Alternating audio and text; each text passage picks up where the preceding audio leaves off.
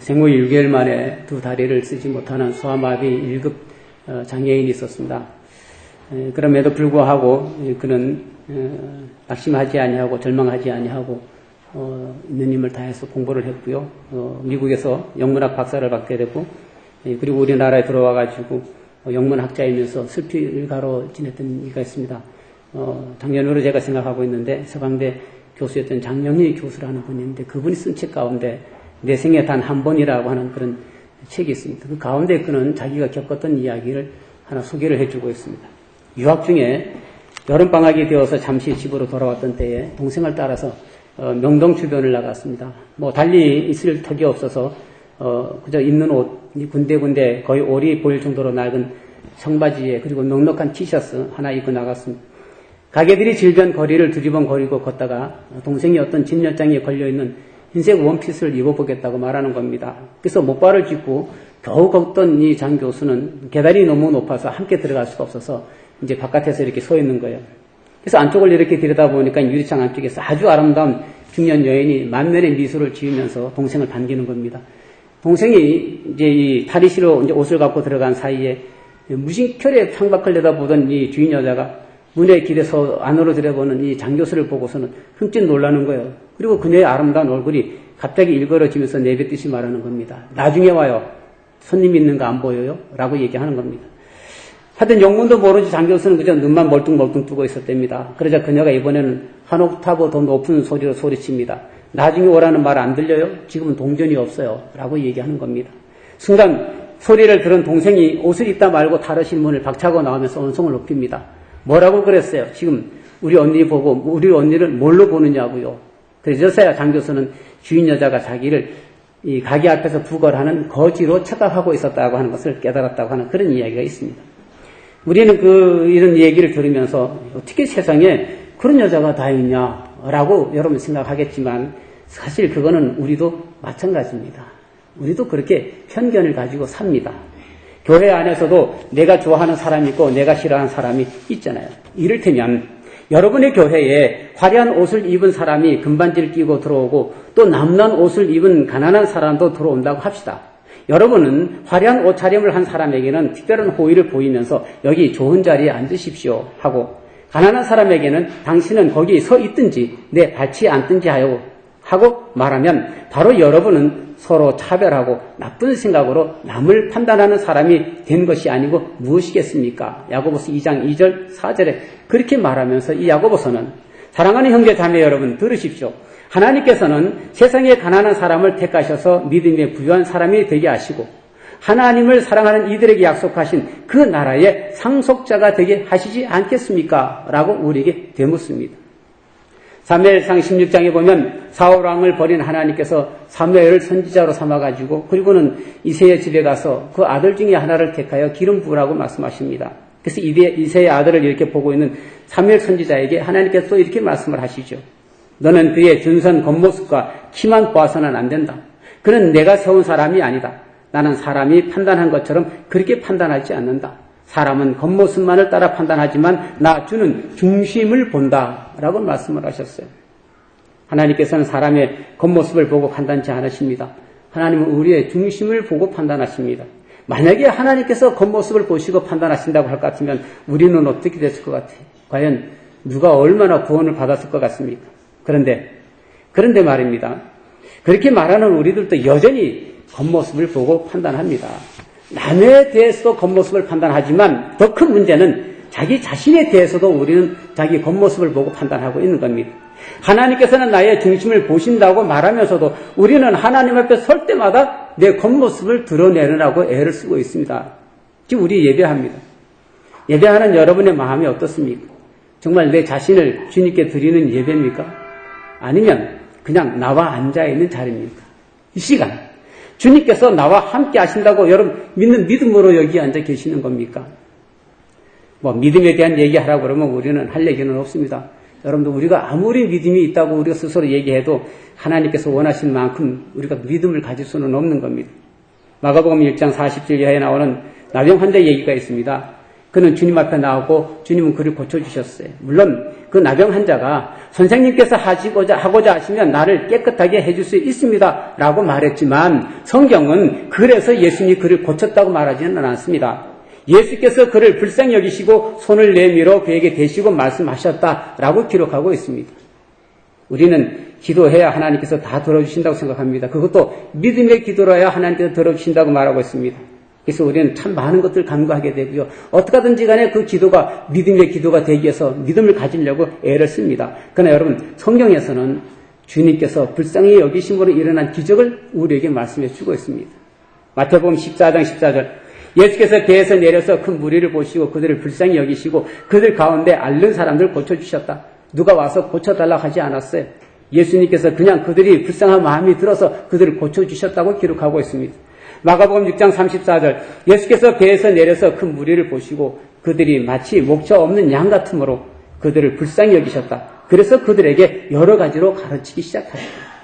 여기 누구도 예수님께 와가지고 하늘나라에서 우리에게 말씀해 주십시오. 우리에게 가르쳐 주십시오. 그렇게 말하지 않았습니다. 그러나 예수님은 그들이 불쌍해서 그들에게 하나님의 나라를 가르치셨다라고 기록하고 있습니다.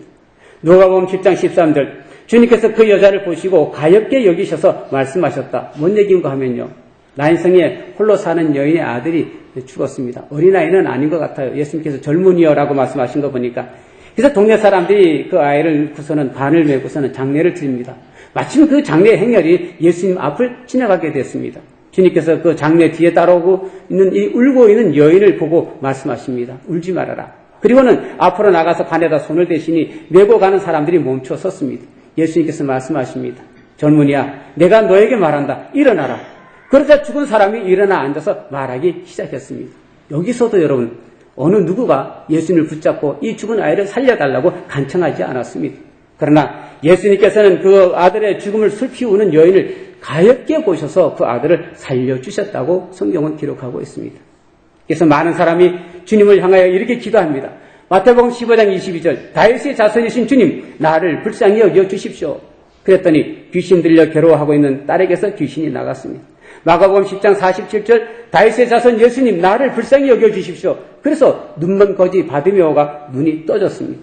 누가복음 18장 13절 하나님 이 죄인에게 자비를 베풀어 주십시오. 그렇게 기도한 세리는 의롭다고 인정받았습니다. 나의 어떤 공로가 아니라 먼저 우리를 불쌍히 여기시고 사랑하시는 주님의 은혜로 우리가 여기 나와 있는 줄 분명히 믿습니다. 우리 겉모습을 드러내지 마십시오. 내가 이렇게 했더니 여러분 의미가 없습니다. 여러분들이 얼마나 주님을 위해서 많은 일을 했는지는 모르지만 아무런 의미가 없습니다. 주께서 우리에게 대한 그 기대치에 우리가 얼마나 채울 수 있을 것 같습니까? 내가 어떻게 했다는 것보다도 주님께서 나를 불쌍히 여기심이 먼저라고 말씀하고 있는 겁니다. 그렇게 주님께서 우리를 먼저 사랑하셨어요. 우리가 할 수 있는 일은 뭡니까? 마태복음 5장 4절 슬퍼하는 사람은 복이 있다. 하나님이 그들을 위로하실 것이다. 주님께서 말씀해 주셨어요. 그렇게 하나님이 주시는 위로를 받기 위해서 우리는 여기 나왔는데 그러기 위해서는 우리가 하나님 앞에서 뭘 해야 되냐면 슬퍼해야 되는 겁니다. 우리가 하나님의 뜻대로 살지 못한 것을 슬퍼해야 됩니다. 우리가 주님의 사랑으로 세상을 사랑하지 못한 것을 슬퍼해야 됩니다. 우리가 주님의 마음으로 다른 사람들에게 그리스도의 복음을 증거하지 못한 것을 슬퍼해야 됩니다. 나는 속사람으로는 하나님의 법을 즐거워하나 내 지체에는 다른 법이 있어서 내 마음의 법과 맞서서 싸우며 내 지체에 있는 죄의 법에 나를 포로로 만드는 것을 봅니다. 나는 비참한 사람입니다. 누가 나를 이 죽음의 몸에서 나를 건져주겠습니까? 그렇게 슬퍼해야 됩니다. 그럴 때 우리 주 예수 그리스도를 통하여 나를 건져주신 하나님께 감사드립니다라고 하는 찬양이 나올 수 있습니다. 그럴 때에 그러므로 그리스도 예수 안에 있는 사람들은 정죄를 받지 않습니다. 그것은 그리스도 예수 안에서 생명을 누리게 하는 성령의 법이 당신을 죄와 죽음의 법에서 해방하여 주시기 때문입니다. 라고 외칠 수 있는 겁니다. 디베라 바다에 앉아있는 제자들의 심정은 슬프기도 하고 답답하기도 하고 하여튼 뭐라고 표현할 수 없는 그런 침울함으로 앉아있습니다. 아무 얘기도 못하는 거죠. 피자 서로 간에. 시몬 베드로가 다른 제자들에게 말합니다. 나는 고기를 잡으러 가겠소. 우리는 그냥 베드로가 그렇게 말했다고 넘어갑니다. 앉아있으면 뭐 하겠습니까? 예수님은 돌아가셨고 이제 뭐 더 이상 뭐 희망이 없으니까 그냥 고기나 잡으러 가겠다. 그렇게 말한다고 우리는 봅니다. 그런데 여러분, 나는 고기를 잡으러 가겠소라고 하는 이 말 속에는 뭐라고 표현할 수 없는 그런 감정이 거기에 담겨져 있습니다. 우리가 지금 베드로의 입장으로 한번 돌아가 보십시다. 디베랴 바닷가에 앉아 있는 바로 그 자리에 바로 그가 나라고 여러분 한번 생각해 보십시다.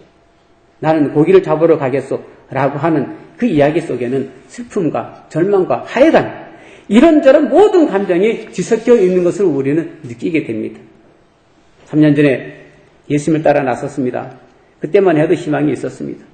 아마 따라다니면서 고생도 좀 하고 또 힘도 들고 이럴 때 이거 괜히 예수님 따라 나선 거 아닌가라고 하는 생각도 들었지만 그래도 예수님의 본이 있는 말씀, 예수님이 행하신 기적 그런 것을 보면서 야, 모든 것 다 버리고 잘 따라 나섰구나 라고 생각하기에 충분했을 겁니다. 예수님과 함께 있다는 것이 남들은 몰라도 이들은 너무 행복했을 것입니다. 먹을 것이 없어서 길 가다가 밀 이삭을 잘 먹었습니다. 제대로 잠을 자본 적도 없습니다. 예수님이 제대로 잠을 잠자신 적이 없으니까. 뭔가 넉넉하게 가져본 적도 없습니다. 뭐 남들처럼 놀러 다닌 적도 없고 남들처럼 어디 가가지고 일을 가져본 적도 없고 자기들의 시간을 가져본 적도 없고 오병이어 보리떡 5개와 물고기 2마리로 5,000명이 먹고도 남겼지만 사실 제자들은 언제나 배가 고팠습니다. 그렇게 살았습니다. 그러나 그들은 예수님께 희망을 두었어요. 이분은 뭔가 하실 것이다. 이분은 뭔가 하실 것이다. 근데 이분이 그냥 죽은 거예요. 십자가에 달려서 그 고통 가운데 그냥 죽었어요. 그리고 디베랴 바닷가에 앉아있는 이들의 마음이 오죽하겠습니까? 나는 고기를 잡으러 가겠소? 여러분 이 마음에 무슨 희망이 있겠어요? 이 말이 그냥 고기 잡으러 갔다는 그 정도입니까? 이건 낙심과 절망의 소리입니다. 다른 제자들도 우리도 함께 가겠소 하며 모두 따라 났습니다. 근데 이게 웬일입니까 또? 밤새도록 애를 썼지만 한 마리도 잡지 못했어요. 성경은 이렇게 기록합니다. 그러나 그날 밤에는 한 마리도 잡지 못하였다. 예수님이 계실 때 이들은 대단했습니다, 여러분. 그들이 나가서 병자를 향해 손을 얹고 기도하면 병자들이 고침받았어요. 귀신 들린 사람들에게 예수님의 이름으로 명령하면 귀신이 쫓아냈습니다. 그런 능력을 가졌던 그런 사람들이 바로 이 제자들입니다. 근데 이제는 밤새도록 애를 써도 고기 한 마리도 못 잡았다고 기록합니다. 능력은커녕 왕년에 함가닥 했던 고기잡이조차도 할 수 없게 됐어요. 아무리 성경을 제가 이해하려고 해도 이해가 안 되는 거예요, 여러분. 어떻게 밤새도록 한 마리도 못 잡는단 말입니까? 어부들 아니에요, 그 사람들이. 그렇다면 한 마리라도 잡혀야죠. 아예 성경이 많이 못 잡았다, 조금 잡았다 이러면 이해가 될 수 있어요. 근데 어떻게 한 마리도 못 잡는단 말입니까? 우리식으로 말하게 되면 아주 죽어라 하는 그런 상황입니다. 이미 동틀 무렵이 되었습니다. 그때에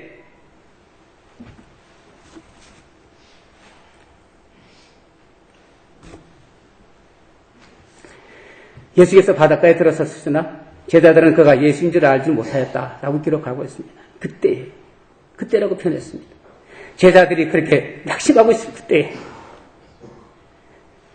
밤새도록 고기를 잡았는데 한 마리도 잡지 못한 그때 아무런 희망이 없는 그때 이제 무엇을 어떻게 해야 하나고 아무리 앉아서 고민해도 뾰족한 방법이 없는 그때 여러분 그때에 예수께서 나타나셨습니다. 그들이 예수님 도와주세요 하고 외친 것도 아닙니다. 그들이 모여서 통성기도 한 것도 아닙니다. 먼저 예수님께서 그들을 찾아오신 겁니다. 여러분 바로 그때에 그 아침 이제 동이 트는 아침 햇살을 받으며 예수님께서 나타나셨어요. 절망의 밤을 끝내고 새로운 새벽을 주시기 위하여 예수님께서 나타나셨습니다. 창세기 1장 1절부터 5절까지 보면 대초에 하나님이 천지를 창조하셨다. 땅이 혼돈하고 공허하며 어둠이 깊음 위에 있고 하나님의 영이 물 위에 움직이고 계셨다. 하나님이 말씀하시기를 빛이 생겨라 하시니 빛이 생겼다. 그 빛이 하나님 보시기에 좋았다. 하나님이 빛과 어둠을 나누셔서 빛을 낮이라 하시고 어둠을 밤이라고 하셨다. 저녁이 되고 아침이 되니 하루가 지났다. 그 깊은 어둠을 밝히는 그 빛을 창조하신 주님, 그분이 제자들의 어둠의 끝자락에 오셨어요. 사랑하는 성도 여러분, 그 깊은 어둠을 밝히는 빛을 창조하신 주님께서 여러분의 어둠 가운데도 오신 줄 분명히 믿습니다.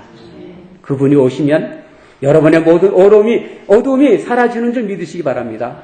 그분이 오시면 여러분의 근심과 걱정과 슬픔과 절망, 심지어 죽음조차도 사라지는 줄 믿으시기 바랍니다. 우리 그렇게 고백하잖아요. 죄와 사망에서 나를 건져주신 주님이라고. 그렇게 믿는 여러분, 주님께서 오셨습니다. 죽어라, 죽어라는 슬픔과 절망의 삶 가운데 주님께서 오셨습니다. 믿습니까, 여러분? 근데 더 놀라운 것은 그들이 예수님을 알아보지 못했다는 거예요. 어떻게 이럴 수 있겠어요? 어떻게 그들이 예수님을 몰라봤다고 말할 수 있겠습니까? 모든 것 다 버리고 따랐던 주님인데, 오로지 주님만 바라보고 따랐던 그들인데 주님을 모른다는 거예요. 어떤 집회가 있어가지고 많은 교인들이 교회들마다 다 진주지만 다 모여가지고 서 있어도 제가 이렇게 보면 저만치 있어도 여러분은 제 눈에 바로 띕니다. 우리 교인이기 때문에. 그런데 저만치 혼자 서 있는 예수님인데도 불구하고 어떻게 그 제자들이 예수님을 모른다고 말할 수 있겠습니까? 많은 사람들이 그렇게 이야기하더라고요. 사람은 희망으로 산다라고 얘기하더라고요. 그런데 그렇지가 않은 것 같아요. 제 생각에 많은 사람들이 불과 20, 30%의 희망과 7, 80%의 절망으로 삽니다.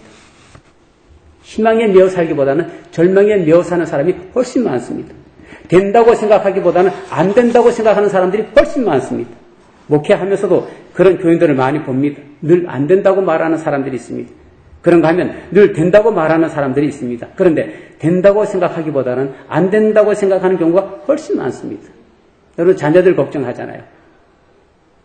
아직 자녀들이 이만큼 커지도 않았어요. 이제 5살 먹은 아니면 10살, 12살 먹은 이런 아이들에 대해서 여러분 걱정 많이 하잖아요. 무슨 걱정하는가 하면 오늘 돌아가서 한번 곰곰이 분석을 한번 해보십시오. 이 아이들의 장래가 좋을 거라고 여러분이 믿으면 걱정할 이유가 없죠. 근데 이 아이들의 장래가 불안한 거예요. 좋지 않을 일이 생길 거라는 생각이 먼저 드는 거예요. 그러니까 걱정하는 겁니다. 그건 누가 여러분들에게 그렇게 걱정하라고 만든 게 아닙니다, 여러분. 스스로가 걱정하는 겁니다. 스스로가 만든 겁니다. 그렇게 우리는 빛 가운데 사는 것 같아도 많은 사람들이 자기가 만든 어둠 속에 빠져서 그렇게 살아가고 있는 겁니다. 지금 독립입니다. 사물이 눈에 들어오기 시작합니다. 그러나 제자들은 여전히 어둠에 잡혀져 있습니다. 여전히 영적 어둠에 잡혀 있습니다. 우리는 믿습니다. 예수님께서 우리와 함께 하심을 믿습니다.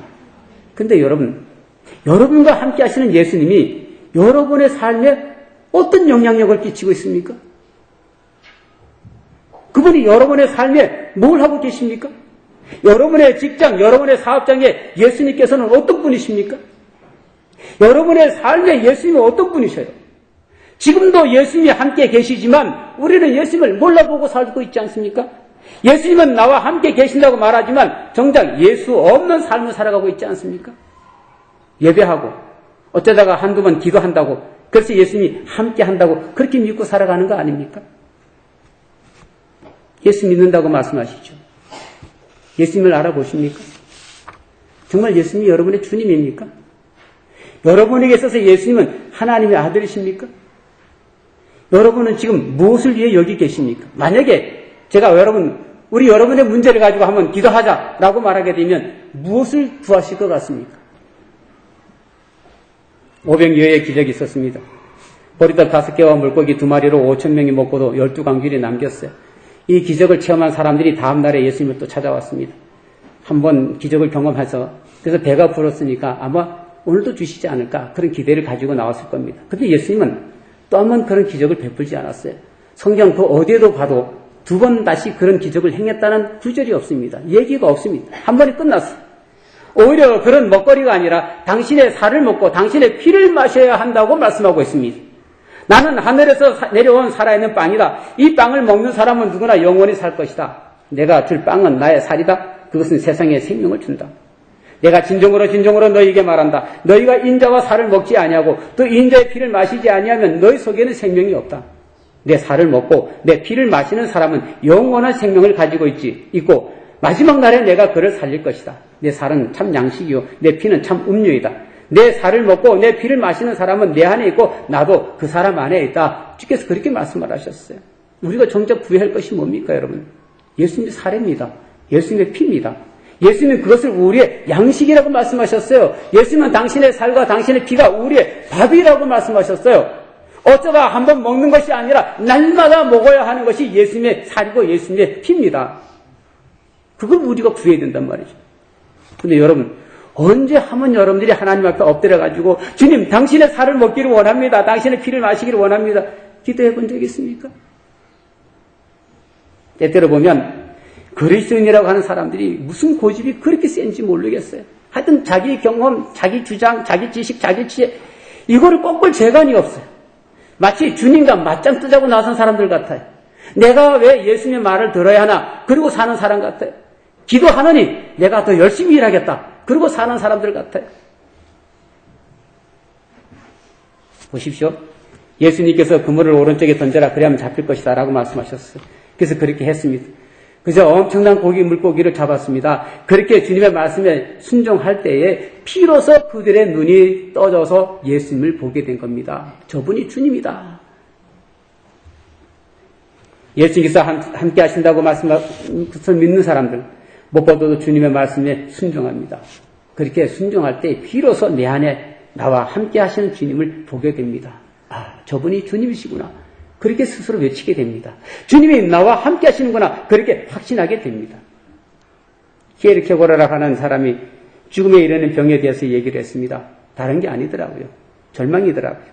절망이 죽음에 이르는 병이라고 말하고 있습니다. 사실 우리 주변에 보면 그런 모습을 많이 봅니다. 인생의 절망을 경험한 사람들이 극단적인 죽음을 택합니다. 삶의 의미를 찾지 못한 사람들이 심지어 전문의들까지 목숨을 끊습니다. 절망은 모든 것을 포기하게 만듭니다. 더 이상 살아야 할 의미를 잃어버리게 만듭니다. 그런데 주님께서는 우리에게 희망을 주셨어요. 제자들에게 희망을 주셨어요. 누가복음 5장에 베드로는 밤새 고기를 잡습니다. 그러나 한 마리도 못 잡았습니다. 똑같은 얘기가 반복되어 있는데요. 예수께서 깊은 데로 나가 그물을 내려라 하고 말씀하셨습니다. 베드로가 대답합니다. 선생님, 우리가 밤새도록 애를 썼으나 아무것도 잡지 못했습니다. 그러나 선생님의 말씀을 따라 그물을 내리겠습니다. 그런 다음에 그대로 하니 많은 고깃대가 걸려들어서 그물이 찢어질 지경이었다. 누가복음 5장 6절은 그렇게 기록하고 있습니다. 그러다 시몬 베드로가 예수님의 무릎 앞에 엎드려 말합니다. 주님, 나에게서 떠나주십시오. 나는 죄인입니다. 그렇게 주님의 말씀에 순종하자 엄청난 고기를 잡았습니다. 그러나 더 중요한 것은 베드로가 주님을 보았다는 겁니다. 그리고 한 걸음 더 나가서 주님의 제자가 되었다는 겁니다. 물가에 나온 제자들, 뜻밖에도 예수님께서 차려놓은 먹거리를 봅니다. 숯불을 피워놨는데 그 위에 생선이 놓여있고 빵도 있었어요. 예수님께서 그들에게 말씀하십니다. 와서 아침을 먹어라. 이젠 절망이 아닙니다. 이젠 희망입니다. 이젠 주저앉을 수 없습니다. 이제는 일어나야 됩니다. 그래서 주님께서는 그들에게 먹거리를 주시게 됩니다. 일할 수 있는 능력을 주십니다. 열왕기상 19장에 보면 로뎀나무 아래서 죽기를 간청하는 엘리야가 잠이 들었습니다. 그때 한 천사가 나타납니다. 천사가 엘리야를 깨웠습니다. 엘리야가 일어나 보니까 뜨거운게 달군 돌에다가 부어낸 과자하고 물 한 병이 있는 거예요. 엘리야가 그것을 먹고 다시 잠이 들었어요. 그래서 주님의 천사가 또 나와서 또 깨웁니다. 일어나서 먹어라. 갈 길이 아직도 많이 남았다. 엘리야는 일어나서 먹고 마셨습니다. 그리고 힘을 얻어서 밤낮 40일 동안을 걸어서 40일 동안 잠도 안 자고 걸었다는 얘기예요. 밤낮 걸었으니까 그렇게 걸어서 하나님의 산인 호렙산에 도착하게 됩니다. 그리고 그 산에서 하나님의 음성을 듣게 됩니다. 죽기를 자청하고 넘어져 있는, 쓰러져 있는, 잠이 들어버린 이 엘리야에게 하나님은 먼저 먹을 것을 주시고 그에게 힘을 주십니다. 그렇게 주님께서 사랑하는 제자들에게 먹거리를 주십니다. 그렇게 주님께서 사랑하는 우리들에게 먹거리를 주십니다. 그것은 우리가 다시 주님의 일을 위하여 일하기를 원하시는 주님의 의도가 그 속에 담겨져 있는 겁니다. 사랑하는 성도 여러분, 아침은요, 우리가 오라고 그래서 아침에 오는 게 아니잖아요. 그렇죠? 내일은 좀 피곤한데 하나님 내일은 아침에 안 왔으면 좋겠습니다. 그냥 밤 됐으면 좋겠습니다. 그런다고 안 되는 것도 아니고 오라고 오는 것도 오지 말라고 안 오는 것도 아닙니다. 그냥 옵니다. 오늘 본문에서도 제자들이 기도해서 예수님이 온 것은 아닙니다. 밤새 고기를 잡았으나 한 마리도 잡지 못한 제자들을 찾아오신 분은 예수님이 먼저였고요. 숯불에 생선을 굽고 빵까지 준비하신 분은 또 주님이셨어요. 이걸 가지고 선제적 은총이라 그렇게 얘기를 합니다. 주님께서 먼저 주신 은총이라 그 말이죠. 그러나 여러분, 아무리 아침이 되어도 그 아침을 아침으로 맞아들인 사람들에게는 아침이지만 아무리 아침이 되어도 여전히 이불 속에서 잠들어 있는 사람에게는 아침이 아닙니다. 여러분, 환한 대낮이 되어도 그 사람은 여전히 밤일 뿐입니다. 아무리 주님께서 우리와 함께 하신다고 해도 우리가 주님과 상관없는 삶을 산다면 주님께서 우리와 함께 하신 것이 아닙니다, 여러분. 아무리 주님께서 맛있는 것을 준비하셨다고 해도 우리가 다가가서 먹지 않으면 그 음식은 나와 상관없는 겁니다. 그렇게 사는 그리스도인들이 있습니다. 하나님이신 주님께서 함께 하시는데도 여전히 절망 속에 사는 사람들이 있습니다. 주님 앞에서 우려할 것을 세상에서 징징대고 우는 사람들이 있습니다. 뭐는 안 된다고 말하며 사는 사람들이 있습니다. 이런 사람들은 안 되는 걸 당연히 여깁니다. 그것 봐라, 내가 뭐라고 그랬느냐, 안 된다고 그랬지. 그러면서 삽니다.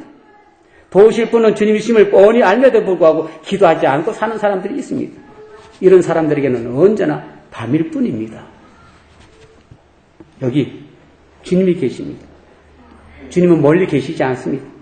주님은 우리와 함께 하십니다. 주님하고 조용히 불러도 대답하실 그 자리에 주님은 계십니다. 이미 주님은 우리와 함께 계십니다. 이 주님께서 여러분의 희망이 되십니다. 이 주님께서 여러분의 생명이 되십니다. 이 주님께서 여러분의 지혜와 능력이 되십니다. 이 주님께서 여러분의 어둠을 밝히고 새날을 주십니다. 기도하겠습니다.